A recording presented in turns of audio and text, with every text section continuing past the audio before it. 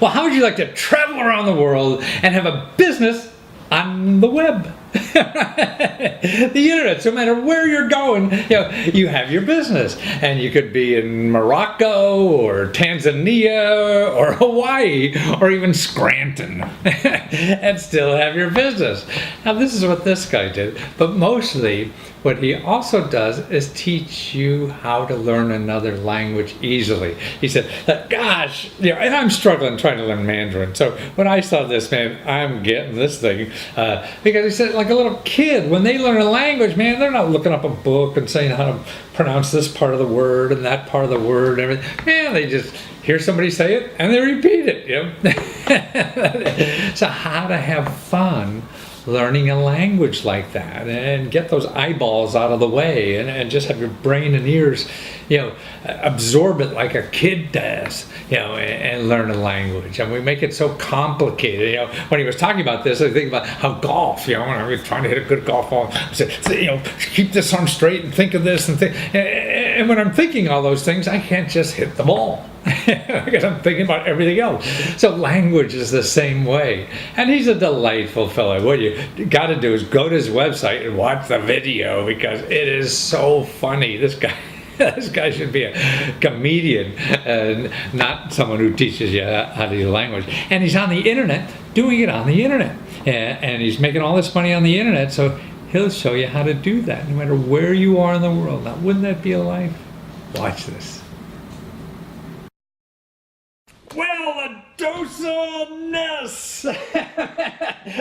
And you got a wonderful course that I need just so I make sure I say your name right. I look at your name and I say, how the heck am I going to say that? And then I read about your language course, and God, you make language so easy. I mean, it sounds like a natural. I've been struggling with Mandarin for 3 years now. I know 12 words, and every time I say them, nobody who speaks Chinese understands what the hell I'm saying.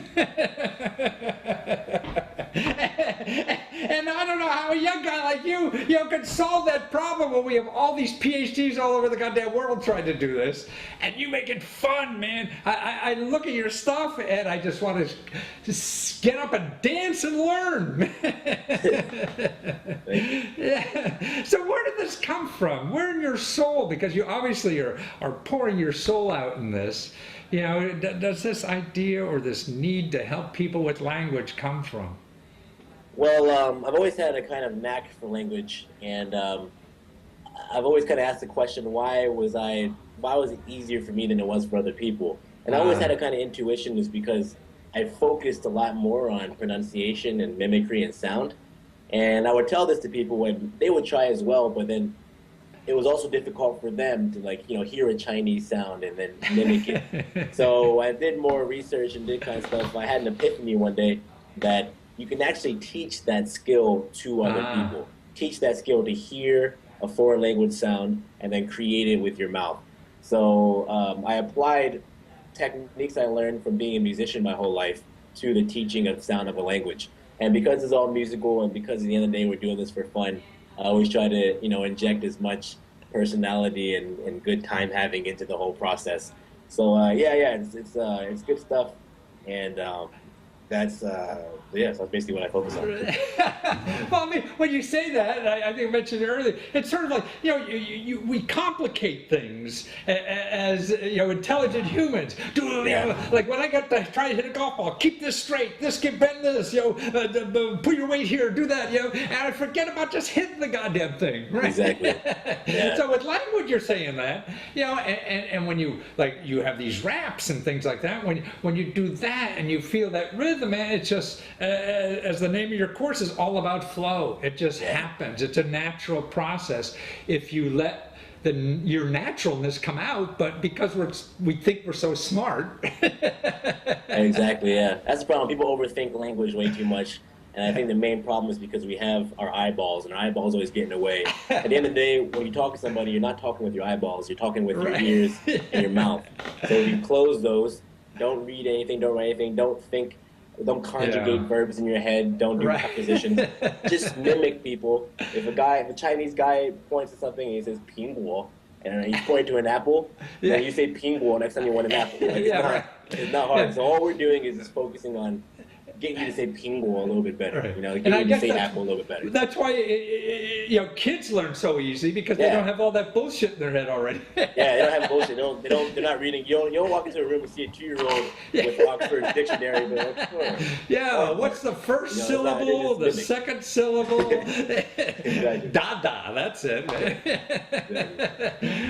Oh, that's true. And I think it's such a natural now, in our life because, God, I mean, now, our country alone is going to be half foreign born people, before we, in the 20 years. So, I mean, that's, it's a casserole everywhere, that we have to live. And what I see as an older person, not only having something to do with the mind, that forces it, like I run every day to keep the muscles going. So how do you keep the brain going? I think learning a language like with your system is a fun way to keep that brain, why do this, what's that, philosophy or something on NPR I hear all the time, some kind of brain, puzzles or bullshit. Why do I want to learn a bullshit puzzle for my brain? Practical, yeah, some practical.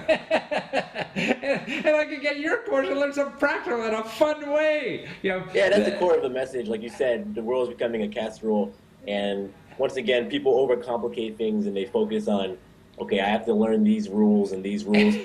I call it the mimic method because, in my own life, I come to realize in my travels that it's all about being able to adapt. Yeah. And for example, I learned Portuguese in Brazil, and I went there. I went to Brazil, threw myself in the environment, had a bunch of crazy run-ins, had a gun pointed at my head one day when I woke up in the morning, lost all my money, a bunch of crazy stuff. But in the process, I adapted and very quickly spoke Portuguese well enough that Brazilians thought I was one of them. You learned the word for help, really. For help, for reality, for adapting. And then fast forward, I go to Portugal a few months ago, where they speak a completely different Portuguese. Huh. But once again, I don't focus on rules. I just put myself in the environment, mimic, and now I'm able to establish relationship with people and connect with people in different ways. So it's all about having fun and, above all, just being able to connect with your fellow human beings with what we've always been using to connect with each other, which is, once again, our ears and our mouths. Right. So But always another focus on the basics. interesting thing about you're developing this thing on the world, being in different in languages, because you find that you're able to be an entrepreneur anywhere in the world, right? Yep. As long as you have a laptop, you say you go to Vietnam, you go to South America, whatever, and you stay here a month, there a couple months or whatever, and just still do your business. And really these other places are a lot cheaper to survive in while you're building a business, I would think. Yeah, exactly. I'm very fortunate to be born in this internet era where I can, before if I had this idea of how I can teach my language, it's just me and like the guy next to me. I can't. But now I can reach out to anyone in the entire world just with my laptop, which means I can take advantage of my lifelong dream of traveling. And it helps out too when I travel and learn a new language. It gives me more insight into how I can help people solve this problem even better. So that's why I do it, really. I see. Right. No, because that's why. People want to learn a language. They hope to travel to Italy or whatever, or Mexico and things like that. But now, and also I think even in commerce, we want to learn Mandarin. Why? Because they're going to be the biggest economy. They're almost the biggest economy now. We want to sell something in the world. Man, you can't miss China. Exactly. Yeah. But I think what's wonderful, particularly us as developed countries, when you go to these other countries that are less developed, it gets you back to a little more reality about what life is really about. Like our world is so goddamn sophisticated. We worry about shit that the tips of shoelaces or something like that. Exactly. It gives you a better appreciation for what humanity has been existing for the past million years. And you feel more alive when you realize in those environments. So you're helping not only people speak languages, but people have a better sense of what life is all about, I feel.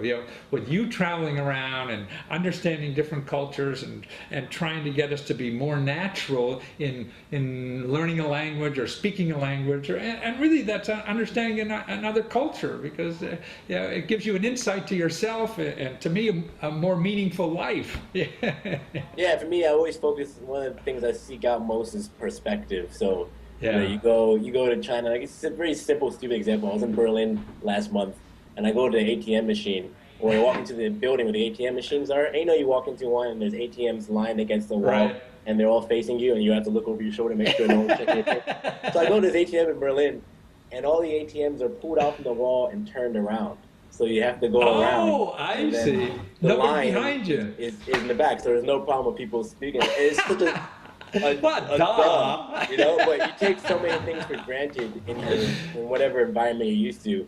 What travel does is it flips things on its head and it makes you ask more questions, like why do you do things this way, you know? And That's exactly. So the questions, it's all about questions at the end of the day, and just thinking of new solutions and new answers and new perspectives, you know? So you're able to travel around the world, have a business on the web, support yourself, and